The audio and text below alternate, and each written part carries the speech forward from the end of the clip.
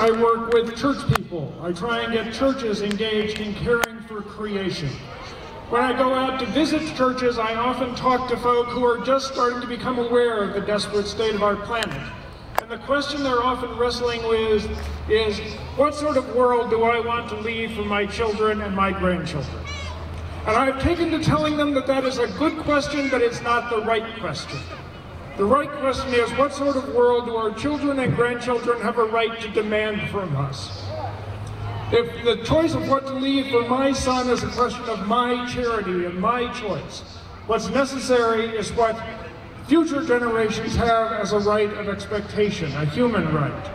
And I honor the founders of this I Matter movement for raising the right question, for raising the legal lawsuits that lift up that question of the rights of future generations to a real planet.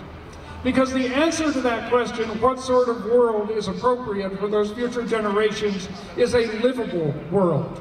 A world where biological and social systems actually work right. And unfortunately, that is not the direction we're headed. In a recent book, Gus Speth, a wise policy person and environmental scholar, said this: "All we have to do to destroy the planet's climate and biota and leave a ruined world to our children and grandchildren is to keep doing exactly what we are doing today, with no growth in the human population or the world economy. Just continue to release greenhouse gases at current rates, just continue to impoverish ecosystems and release toxic chemicals at current rates, and the world in the latter part of this century won't be fit to live in." And as he points out, we are not doing that just at current rates. All of those rates are accelerating.